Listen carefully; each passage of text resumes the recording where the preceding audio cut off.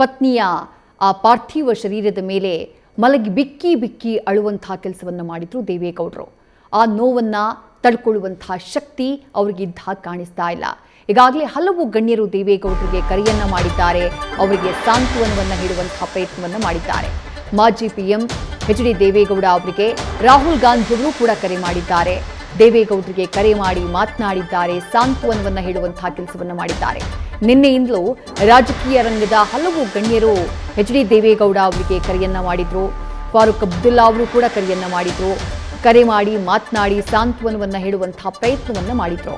ಪ್ರಧಾನಿಗಳು ಕೂಡ ಕರೆ ಮಾಡಿ ಮಾತನಾಡಿದ್ದಾರೆ, ಧೈರ್ಯವನ್ನು ಹೇಳುವಂತಹ ಕೆಲಸವನ್ನು ಮಾಡಿದ್ದಾರೆ. ಕುಟುಂಬಕ್ಕೆ ಅಕ್ಷರಶಃ ಕುಗ್ಗಿ ಹೋಗಿದ್ದಾರೆ ದೇವೇಗೌಡರು. ಇದು ಒಂದು ಘಟನೆ. ಇಷ್ಟು ವರ್ಷಗಳ ಕಾಲ ದೇವೇಗೌಡ ಅವರು ಈ ಇಳಿ ವಯಸ್ಸಿನಲ್ಲೂ ಬಹಳ ಆಕ್ಟಿವ್ ಆಗಿದ್ರು, ಬಹಳ ಶಕ್ತಿಯುತವಾಗಿ ಆ ವಿಲ್ ಪವರ್ ಅವರಲ್ಲಿತ್ತು. ಆರೋಗ್ಯ ಕೈ ಕೊಟ್ಟಿದ್ರು ಕೂಡ ಆ ವಿಲ್ ಪವರ್ನ ಅವ್ರು ಕಳ್ಕೊಂಡಿರಲಿಲ್ಲ ಅಂತಂದರೆ ಅದರ ಹಿಂದಿದ್ದಂಥ ಒಂದು ದೊಡ್ಡ ಶಕ್ತಿ ತನ್ನ ಪತ್ನಿ ಚೆನ್ನಮ್ಮ ಅವರು ಜೊತೆಗಿದ್ದಾರೆ ಅನ್ನೋದು. ಆದರೆ ಈಗ ಆ ಚೆನ್ನಮ್ಮನವರೇ ದೇವೇಗೌಡರ ಕೈನಲ್ಲಿ ಕೈ ಇಟ್ಟಂತಹ ಸಂದರ್ಭದಲ್ಲೇ ಉಸಿರನ್ನು ಚೆಲ್ಲಿದ್ದಾರೆ, ಅವರಿಂದ ದೂರ ಸರಿದಿದ್ದಾರೆ. ಆ ನೋವು ದೇವೇಗೌಡರನ್ನ ಕುಗ್ಗುವಂತೆ ಮಾಡಿದೆ.